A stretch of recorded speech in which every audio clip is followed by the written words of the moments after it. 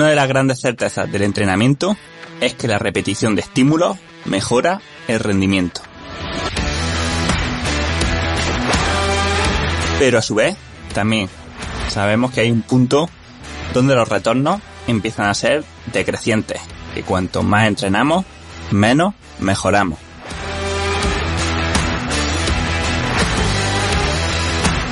O incluso, peor aún, empeoramos. La gran pregunta, por tanto, es: ¿dónde está este límite y cómo podemos encontrarlo? Bienvenidos y bienvenidas una semana más al podcast de Ciclismo Evolutivo. Ya sabéis, el podcast donde unimos ciencia, práctica y experiencia para hablar de entrenamiento, nutrición, psicología y todo aquello que tenga que ver con el rendimiento en ciclismo. Hoy seguimos con este formato en el que desvelamos algunos de los artículos científicos que están cambiando las ideas y paradigmas preestablecidos en las ciencias del deporte. El estudio de hoy es súper reciente, puesto que se publicó en mayo de este mismo año por un grupo de investigadores a cargo de Michael Flockart. El artículo, traducido a castellano, se titularía "El ejercicio excesivo causa deterioro funcional mitocondrial y disminuye la tolerancia a la glucosa en individuos sanos". Y como veréis, es un estudio bastante complejo y realmente después del anterior pensé que intentaría hacer estudios más sencillos, pero en realidad si lo que buscamos, si la promesa es encontrar estos estudios que están cambiando la forma en la que hacemos ciencia del deporte, en la que vemos el cuerpo humano, bajo ningún concepto encontraríamos estudios pues fáciles, sencillos o que nos digan aquello que creemos que sabemos o que queremos encontrar. O sea, todos van a ser, lógicamente, pues estudios ciertamente disruptivos con el pensamiento tradicional. Y eso es bueno porque es la única forma de seguir progresando, por lo menos la única forma en la que la ciencia avanza, refutando teorías que no son del todo exactas por otras un poco más válidas. Bueno, pues vamos a arrancar, que no me gustaría que nos alargásemos más de la media hora, así que vamos a empezar diciendo cómo se plantea el estudio inicial. Se cogió a un grupo de voluntarios, en este caso vuelven a ser estudiantes de la universidad. Se coge un grupo de 11 voluntarios, ¿vale? Son 6 mujeres y 5 hombres, a los que se les hace el programa de entrenamiento, entre comillas, durante un poco más de un mes. Y os voy a decir en qué consiste este programa de entrenamiento. Los sujetos solamente entrenan en un cicloergómetro donde, aparte de entrenar solamente el entrenamiento que los autores, que los investigadores quieren, van a monitorizar todas sus variables fisiológicas. Vamos a verlo. Aparte de un pre-test que se hace una semana antes de empezar con el test, ¿vale? A partir de que empieza el experimento, se van haciendo semanas consecutivas cada vez más fuertes. Así, la primera semana es de carga baja, donde se hacen 2 sesiones de alta intensidad. Y con sesiones de alta intensidad, en este caso, esta semana se meten 4 series de 8 minutos a la máxima intensidad posible para esos 8 minutos, ¿vale? Que ronda aproximadamente el 90% de la potencia aeróbica máxima. La segunda semana se aumenta la carga, ¿vale? Es lo que se llama carga media y es 3 sesiones de alta intensidad durante la semana. En total, en la primera semana, la de carga baja, se acumulan 36 minutos por encima de umbral. En la segunda semana, vamos a llamar la carga media, se acumulan 90 minutos ya por encima de umbral en toda la semana. Y la tercera semana, que es la de heavy, ¿no? Vamos a llamarla, pues, la de sobreentrenamiento. Y es que se meten 5 sesiones de alta intensidad, de entrenamiento interválico durante la semana, contabilizando un total de 2 horas y media por encima de umbral en toda la semana. Esto luego es seguido como una especie de tapering, un periodo de recuperación donde en 17 días solamente meten 3 sesiones interválicas, siendo una de ellas bastante más corta que las anteriores. También, pues que después de cada semana de trabajo se miden multitud de variables fisiológicas como la capacidad mitocondrial, el control de la glucosa, la tasa de producción de radicales libres y de estrés oxidativo, la tasa de oxidación de grasa, lo que conocemos como fat mass, y bueno, un montón de de variables más. La verdad que el que esté muy, muy interesado en la fisiología puede leerlo directamente. Pero bueno, estas siendo las principales, ¿no? Como un resumen de lo principal que se mide. Bueno, y por supuesto, también se mide la potencia y el lactato que se produce en los intervalos. Bueno, y el lactato, el VO2+, la frecuencia cardíaca, vaya a ver que se miden un montón de cosas. Así que venga, vamos a pasar a ver algunas cosas o algunos hallazgos interesantes, ¿no? De este estudio.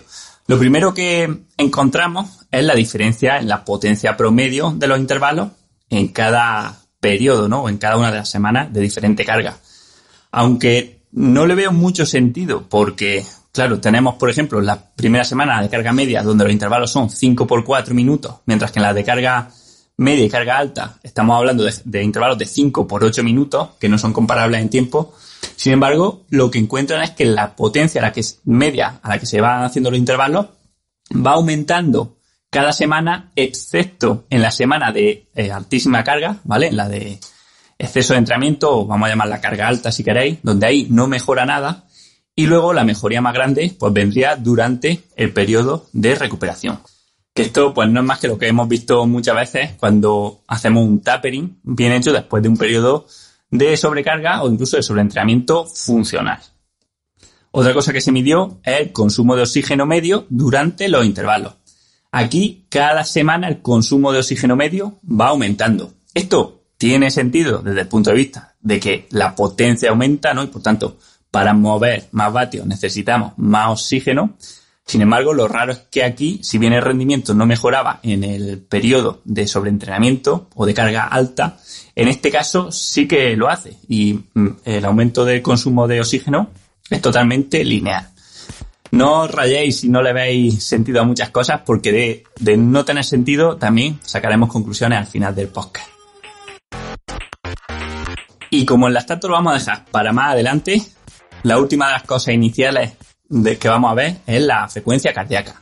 Y como podíamos esperar, la frecuencia cardíaca máxima durante los intervalos es bastante más baja en el periodo de sobrecarga, ¿no? O de carga alta.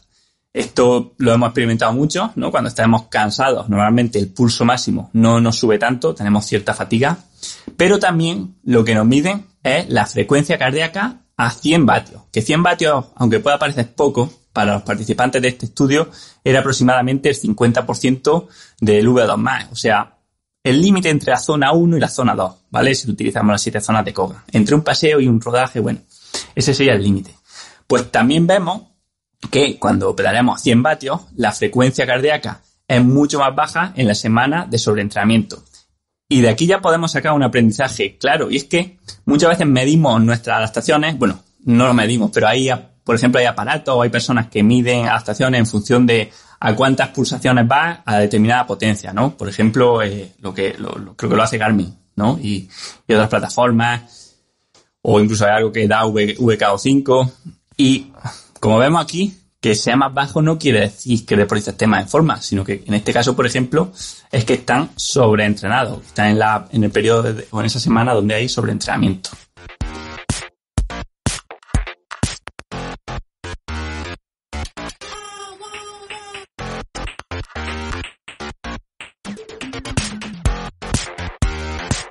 Pasando ahora a valores fisiológicos, una cosa que llama mucho la atención de este estudio, y de donde sale también el nombre, es qué es lo que ocurre con la capacidad de respiración mitocondrial. Y es que lo que encuentran es que esta tasa de respiración mitocondrial, que va aumentando progresivamente en las diferentes semanas conforme el deportista va poniéndose en forma, ¿vale? Que digamos que es un indicador de la funcionalidad de las mitocondrias, o sea, de la capacidad que tienen de producir energía a partir del oxígeno, pues esta tasa disminuye un 40% en la semana de sobrecarga, ¿vale? O sea, estas 5 sesiones que se meten esa semana, aparte de todo lo que traía previo, hace que esta tasa disminuya un 40%, haciendo pues que metabólicamente los deportistas estén en peor forma física. Y lo curioso es que esto no llega ni siquiera a recuperarse en la semana de recovery. O sea que no llega a los valores que tenía, por ejemplo, en la semana intermedia, la semana de carga media. Otra cosa que encuentran relacionada con esto es una disminución o un empeoramiento en la tolerancia a la glucosa en esa semana de sobrecarga. La tolerancia a la glucosa se mide de una forma muy simple y es dándole a los sujetos en ayunas, ¿vale? O sea, por la mañana, después del ayuno nocturno, 75 gramos, en esta ocasión, de glucosa pura y midiéndole la glucemia en sangre durante los siguientes 120 minutos y viendo, pues, qué cantidad de glucosa es capaz de liberar el cuerpo a los 30, a la hora y media y a las 2 horas. En teoría, cuanto antes se limpie la sangre, o sea, cuanto antes volvamos a nuestros valores basales de glucosa, mejor, o metabólicamente más adaptados estamos. Bueno, pues lo que encontramos, por supuesto, es que en el grupo que está, en el grupo no, en la semana que están sobreentrenados, su tolerancia a la glucosa es bastante menor. Esto es importante porque esta poca tolerancia a la glucosa se puede relacionar con diabetes tipo 2. De hecho, hay no sé cómo decirlo, es como el dilema de qué fue primero, la gallina o el huevo.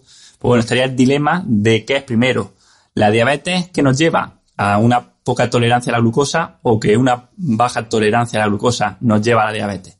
Pero bueno, en definitiva, son dos cosas que están relacionadas, igual que la disfunción mitocondrial, y que, según los autores, pues explicarán al final del estudio, achacan a esa disfunción de la capacidad de respiración mitocondrial. También encuentran que en la semana de sobreentrenamiento los sujetos tienen una mayor tasa de oxidación de grasa, o sea, un mayor fat mass. Pero, en palabras de los investigadores, este aumento de la oxidación de grasa no parece tener relación con la menor tolerancia a la glucosa. Bueno, otra de las cosas que midieron, fijaros si es completo, es el uso de los carbohidratos. En este caso, pues los niveles de glucosa durante y al final del ejercicio y los niveles de lactato al final del ejercicio. Lo que encuentran es que el aumento de la glucosa y de lactato al final de esta sesión de intensidad es más bajo en la semana de más fatiga. O sea, digamos que cuando estamos agotados llegamos a valores más bajos absolutos de lactato y también a valores más bajos absolutos de glucosa plasmática al final del ejercicio, o sea, en los intervalos.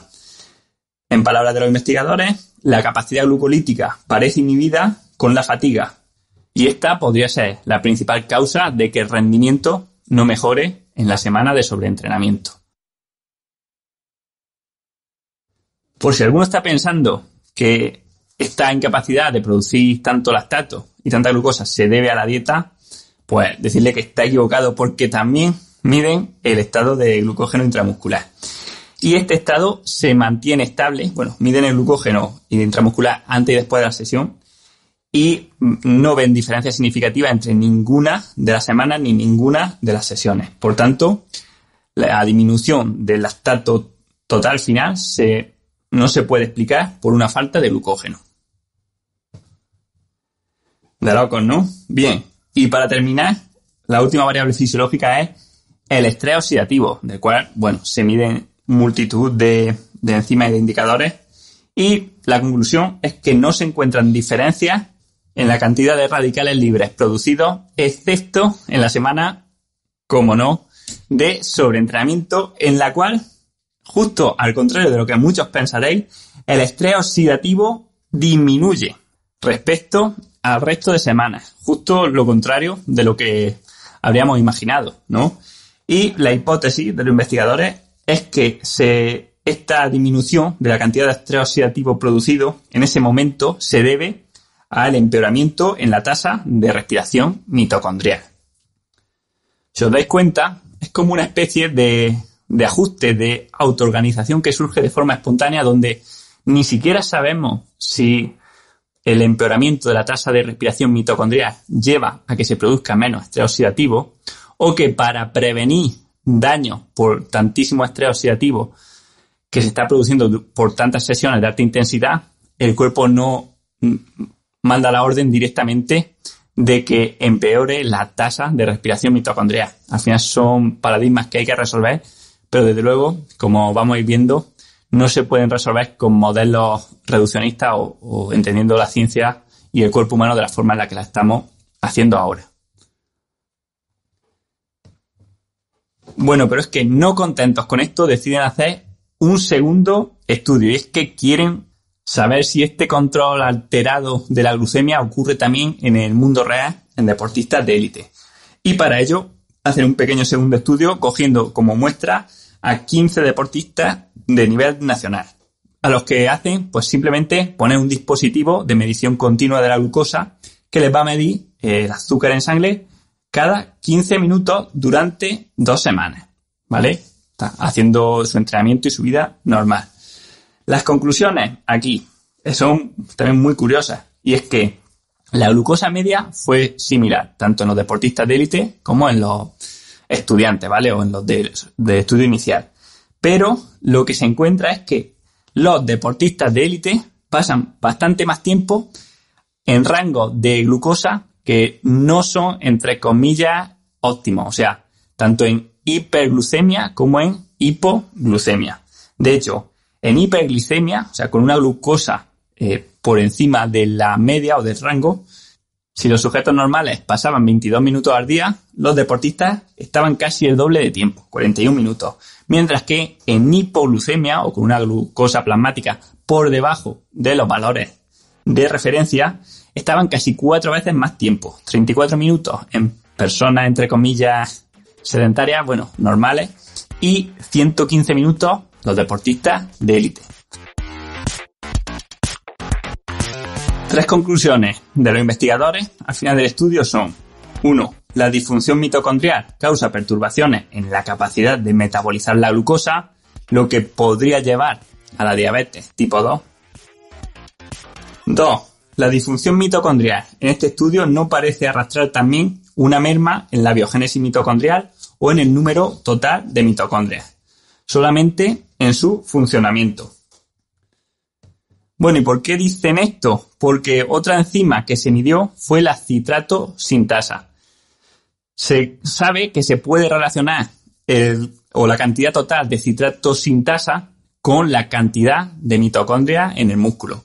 Por tanto, lo que encuentran es que el problema no está tanto en que no haya muchas mitocondrias o que dejen de crearse nuevas mitocondrias, no está ahí, sino que el problema con el sobreentrenamiento es que estas mitocondrias son menos funcionales, o sea, tienen menos capacidad por sí mismas de producir energía. Espero que se entienda que una cosa es tener muchas mitocondrias y otra que tus mitocondrias sean muy eficientes. Lo que buscamos idealmente es las dos cosas, ¿vale? Pero ni una por separado ni la otra por separado son todo, ¿no? Son solamente una parte del conjunto.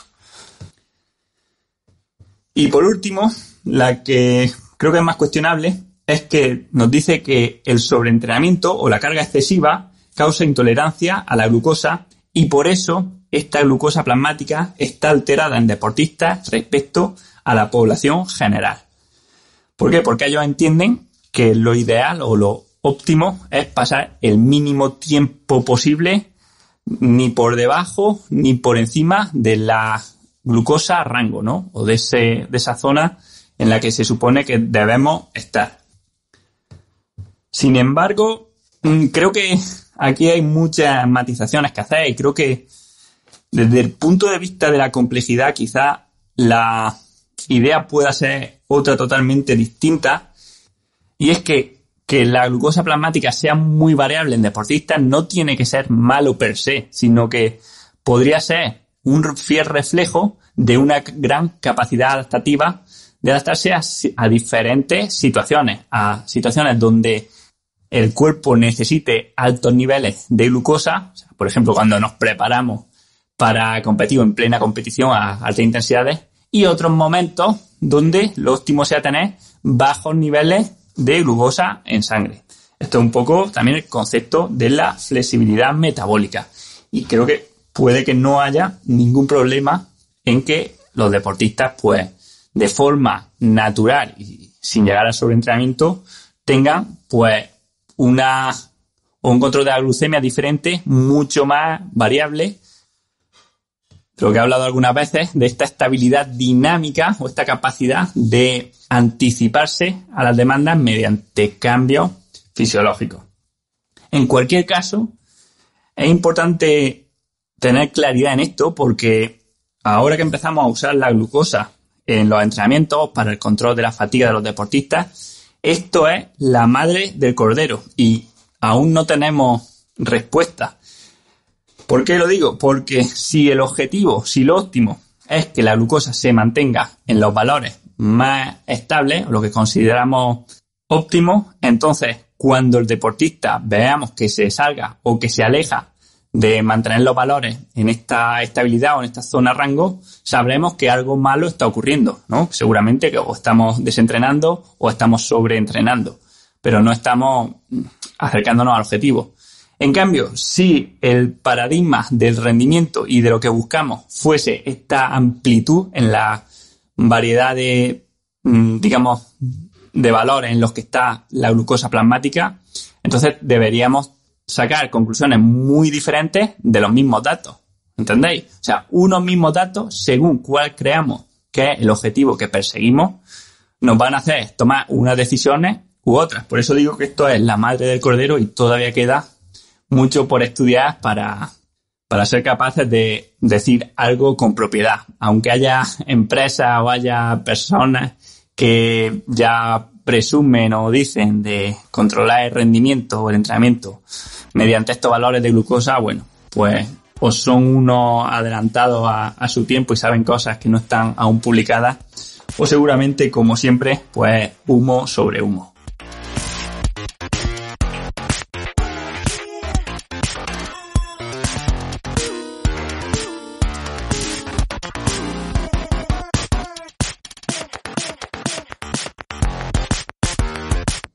Bueno, vamos a hacer un mini descanso porque si creéis que hemos acabado nada más lejos de la realidad, aún quedan un par de cosas que tratar, bastante largas. Y es que este artículo ha dado para tanto y ha tenido tanta repercusión que se han escrito réplicas, ¿no?, contra artículos, bueno, detallando o exponiendo algunos de los que otros autores consideran errores en las conclusiones o en la metodología del estudio. Y justamente tenemos otro estudio de Hawley y Bishop, bueno, más que estudio, réplica, como digo, que se titula con la pregunta de ejercicio de alta intensidad, ¿demasiado de una cosa buena? Y bueno, viene a puntualizar algunas de las cosas que este artículo dice, ya que Bishop, por ejemplo, también ha escrito más artículos hablando de esta tasa de respiración mitocondrial y del control de la glucosa, encontrando resultados a veces diferentes. Una de las cosas que detalla, y en la cual, pues, como sabéis, no puedo estar más de acuerdo, es que se trata de un estudio muy reduccionista, donde solamente se habla del efecto que tiene el ejercicio en hormonas de forma aislada y en situaciones, o sea, temporales o con el tiempo parado, ¿no? O sea, digamos, tomando una instantánea, que es ese momento donde se hace el test o la biopsia.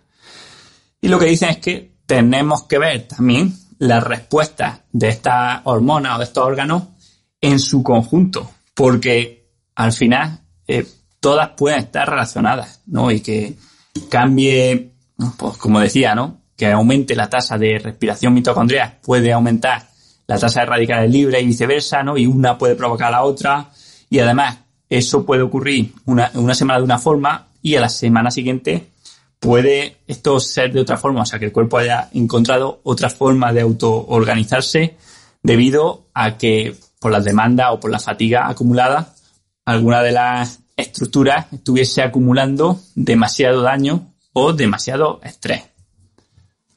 Y es que al final tenemos que verlo todo en su conjunto, porque que un marcador mejore o empeore quiere decir que eso sea malo para el rendimiento. Pues por supuesto que no tiene por qué. O sea, si disminuyese, por ejemplo, el control de la glucosa, pero aumenta el rendimiento, pues bueno, simplemente tenemos que decir que el cuerpo ha encontrado otra forma de autoorganización diferente en ese momento. Pero eso no quiere decir que sea malo para el rendimiento per se, ¿no? Por eso hay que ver todo, pues, en relación al rendimiento y al estado del conjunto. A fin de cuentas, también cuando vimos los vatios de cada sesión y de cada semana, no se vio una disminución de rendimiento en la semana de sobrecarga. Sí que tuvimos, o no mejoró el rendimiento esa semana, pero tampoco empeoró. Y sin irnos más lejos, ¿qué pasa en una vuelta de 3 semanas? En un Tour de Francia, en un Giro, en una vuelta. O sea, no vemos empíricamente, porque tenemos datos de potencia de los corredores, y no vemos una disminución de rendimiento en la segunda ni en la tercera semana, sino que, si me apuráis, a veces vemos que incluso van más fuertes, por lo menos los primeros, ¿vale? Los que están jugándose, pues bueno, la clasificación general. Entonces, ¿qué quiere decir esto? Porque, en principio, siguiendo este estudio, esos atletas están seguros en sobreentrenamiento, o sea, seguros que, en teoría, el control suyo de la glucosa y su tasa de respiración mitocondrial y, bueno, un montón de indicadores más, seguro que aparecen peor, ¿no? Pero son indicadores aislados, son enzimas, o son células, o son orgánulos, pero no son el conjunto, ¿no? Simplemente, como digo, una nueva autoorganización del organismo que puede que inhiba o que empeore esto a cambio de una mejora o en otros, para que al final, pues el rendimiento final del conjunto siga siendo igual de bueno, pese a que vamos acumulando fatiga y, en teoría, sobreentrenamiento. Bueno, esta conclusión del Giro y del Tour y de las vueltas por etapas es mía, no es de Flócar. Solamente dice que hay que mirar el rendimiento final del conjunto en relación con lo del estudio. Pero bueno, creo que es importante para que lo llevemos al contexto. Otra cosa que dicen Bishop es que el modelo de entrenamiento es irreal, y pues, también estoy totalmente de acuerdo, porque solamente se basa en sesiones de alta intensidad. Pero ¿qué pasaría si este abuso de la carga de entrenamiento lo metemos en base a sesiones de baja o media intensidad? Quizá las respuestas hubiesen sido bastante diferentes, o no lo sabemos. Pero es verdad que casi nadie entrena así, o sea, solamente haciendo sesiones interválicas y además, ¿qué intervalos? O sea, a muerte, que los ponían a tope. Les decían a los participantes que las sesiones pues tenían que ser la máxima potencia sostenible para esos intervalos. Aunque, bueno, también como dije la semana anterior, seguramente al 100% no fueron, porque al final pues estás haciendo en un ciclo ergómetro, no es una competición y bueno, es un poco diferente.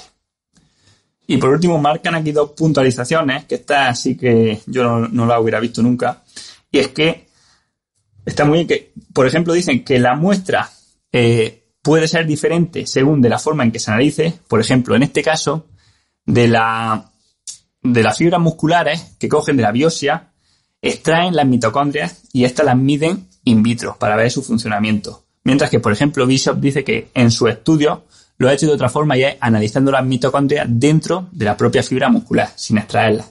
Bueno, o sea, fuera del cuerpo, lógicamente, pero dejándola la fibra muscular, y que encuentran, y además que hay bibliografía que muestra que hay resultados bastante diferentes en función de si se hace de una forma o de otra, dando mejores datos siempre en la tasa de respiración mitocondrial cuando se hace de la forma que la hace Bishop, ¿no? Dejando la mitocondria en la fibra. O sea que los resultados ahí podrían estar alterados, ¿vale? O sea que quizá esa pérdida de respiración mitocondrial o de función mitocondrial quizás no fuese tanta o no existiese si se hubiese hecho de otra forma.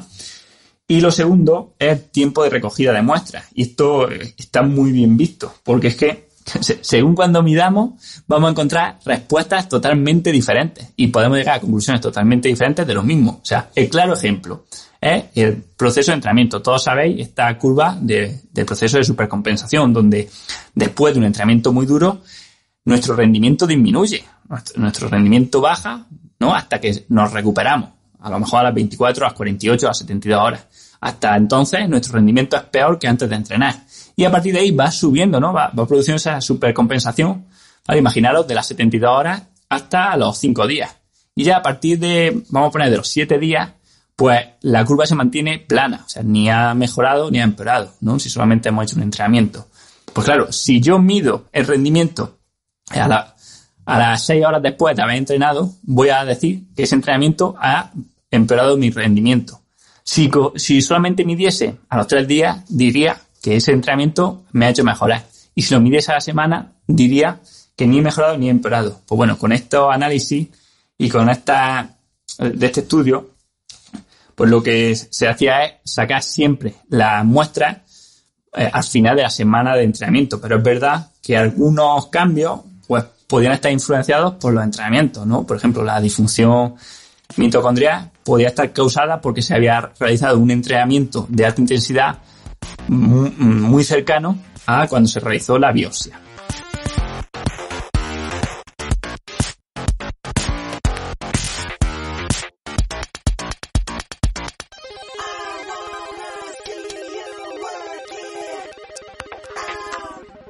Bueno, pues llevamos media hora, pero vamos a terminarlo. Y ahora os voy a leer, aparte de las puntualizaciones que he ido haciendo en el artículo, pues las conclusiones que yo saco de este estudio, ¿vale? Y la principal es que este estudio demuestra que aún no entendemos la cantidad de ejercicio que es ideal para mejorar el rendimiento. Y también muestra que los hallazgos en células, tejidos o el cuerpo entero deben integrarse coherentemente para poder ser usados en el rendimiento. Sin embargo, fijaros que aún hoy en día es muy común, quizás hasta más que antes, encontrarnos con personas que nos dan a entender o nos dicen que saben cuánto has de entrenar, de qué forma, porque lo miden con sus métricas o porque lo han hecho siempre o porque tienen la receta o esa información que nadie más sabe aparte de ellos. Pues no, esto lo que nos muestran estos estudios, como digo, de 2021, es que cuanto más avanzamos, seguramente menos sabemos. Entonces tenemos que ser más prudentes con lo que decimos y hacemos. Por otro lado, la glucosa, que sea diferente y más variable en los atletas de élite, nos muestra una característica importante y es la irregularidad, entendida como la capacidad de adaptación. Igual que es deseable, y lo sabemos y lo buscamos, una alta variabilidad en la frecuencia cardíaca, también lo es en un montón de parámetros fisiológicos. Sin embargo, aún seguimos buscando la linealidad en nuestras respuestas. Buscamos que todo se mantenga estable cuando el organismo es justamente al contrario. Lo que necesita es variabilidad para adaptarse a las demandas de cada momento y que todo permanezca estable a través del cambio. Por otro lado, este estudio debe cumplir con su función de decirnos, de advertirnos de que el sobreentrenamiento no solamente es dañino para el rendimiento, sino también para la salud. En un episodio decía que salud y rendimiento van de la mano, pero cuando dejan de ir de la mano es cuando también el rendimiento disminuye. O sea, lo que te daña la salud te disminuye el rendimiento, lo que te disminuye el rendimiento te disminuye la salud. Además, tenemos que ser conscientes de que la fatiga no es el único problema que tenemos al entrenar demasiado.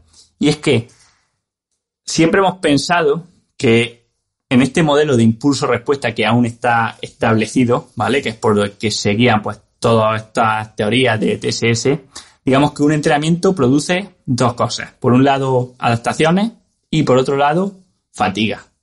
Bien, en este modelo lo que limita la mejora es la fatiga. O sea, en teoría podemos ir generando adaptaciones de forma indefinida, pero por culpa de la fatiga no seríamos capaces de sacar este potencial a relucir, porque estaríamos cansados.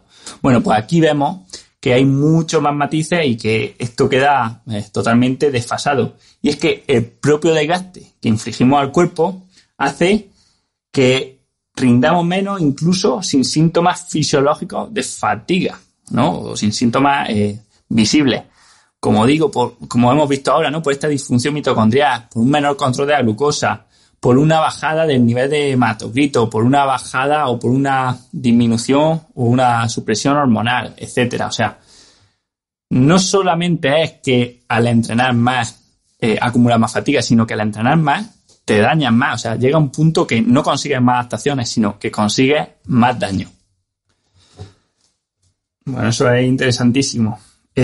Por otro lado, una cosa que me llama la atención del estudio es que se miden multitud, o sea, aparte de las que os he citado, se miden multitud de enzimas, de hormonas, de orgánulos, etcétera. Y lo que vemos es una variabilidad en las respuestas, incluso aunque estas sigan patrones. O sea, aunque entre una semana y otra se vea un patrón de que determinada enzima va aumentando o va disminuyendo, lo que vemos es variabilidad, o sea, no ocurre de forma lineal, sino que una semana aumenta un poco más de lo esperable y otra disminuye más también de lo que se podría esperar, ¿no? Encontramos, pues bueno, digamos, una especie de patrón fractal, ¿no? Un patrón donde hay cierto ruido dentro de una tendencia. Esto se complementa además con que los mismos cambios a nivel de rendimiento provocan conclusiones contrapuestas en función del indicador que estemos midiendo, ¿no? O sea, por ejemplo, vemos una disminución de la funcionalidad mitocondrial o de la tasa de respiración mitocondrial, lo cual es malo, pero a la vez vemos una mayor actividad de la citrato sintasa, lo cual es bueno. O encontramos que empeora nuestra capacidad de producir lactato, lo cual es malo, pero disminuye también la cantidad total de estrés oxidativo que producimos, lo cual es bueno. O sea, fijaros que cuando trabajamos guiándonos por indicadores aislados, nos estamos perdiendo la respuesta global del conjunto. Entonces, cuando alguien se aprende una enzima, ¿no? O busca aplicar entrenamientos solamente en base a un parámetro, se está perdiendo la realidad seguramente, porque da por hecho que ese parámetro siempre va a guardar relación con el rendimiento, con lo que ocurre en el organismo. Sin embargo, esto no tiene por qué ser en todo momento así, ¿vale? Y como conclusión final, toda esta complejidad y todo este sumum de respuestas fisiológicas que ocurren en el organismo y que aún no entendemos, pues creo que solamente se pueden empezar a comprender aplicando también estas teorías de la complejidad y esta nueva forma de entender el organismo como un sistema con unas propiedades diferentes que van más allá de este análisis individual de cada una de las partes que, como vemos, por un lado no podemos conseguir y por otro no nos va a llevar a entender el conjunto, porque además es un conjunto cambiante. Es curioso que la mayoría de reflexiones que estoy haciendo de este artículo las hice, bueno, no es las reflexiones, sino que las aplicaciones prácticas que esto tendría las llevé a la realidad con un curso que se sigue llamando Claves del Entrenamiento en Deportistas de Alto Nivel, que sin embargo, y al contrario que otros, pues no ha tenido, la verdad, gran aceptación, o sea, no ha tenido, la verdad, muchos alumnos, o bastantes pocos, y es curioso, ¿no? Porque quizá, y al decir este estudio, ¿no? Igual que en el anterior, me ocurre lo mismo, y es como que parece, cuando lo estoy contando, como si no supiera de lo que estoy diciendo, ¿no? Como si hubiese muchas dudas, como que no hay respuestas. Pero es que en realidad es así. O sea, es que no hay respuestas. Es que cuanto más avanza el conocimiento, más dudas nos surgen. Y lo mismo ocurría con el curso. O sea, planteo, porque sigue estando disponible, plantea estrategia o plantea hipótesis a grandes rasgos, o sea, estrategias, pero no te puede decir exactamente en qué magnitud aplicarla. O sea, por ejemplo, hablando de la fatiga, pues veníamos a explicar la importancia de no entrar en fatiga, ¿no? Algunos indicadores para poder cuantificar, bueno, medirla, cuantificarla o estimar bien hasta dónde hay que llegar, pero no va a haber ningún punto en el que digamos hasta aquí, hasta que este indicador llegue a tanto, o hasta que el TSS sea de X más 1. O sea, no había certeza porque no puede haberlas, ¿no? Entonces eso quiero que quede claro. En estos estudios que estamos haciendo, pues son difíciles, a mí me cuestan mucho, porque al final pues son cosas que implican también un poco olvidar todo lo que hemos creído hasta hace poco tiempo, pero que sepamos que esto es así, estas son las tendencias y así es como está evolucionando la ciencia del deporte.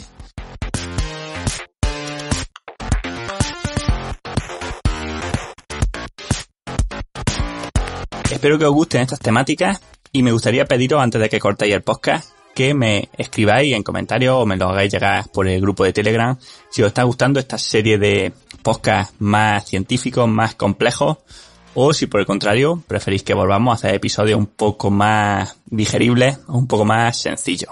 Para terminar, si tienes ganas de seguir profundizando y aprender más acerca de todos estos procesos tan bonitos, tenemos la plataforma Ciclismo Evolutivo, donde tenemos cursos sobre todas aquellas materias que puedan ser de interés relacionadas con el entrenamiento o con el autoentrenamiento. Por ejemplo, profundizamos mucho más en los contenidos de este podcast en el curso llamado Claves del Entrenamiento para Deportistas de Alto Nivel, que es el penúltimo curso que sacamos y donde ya entramos en problemas un poco más complejos y no tan fáciles de solucionar.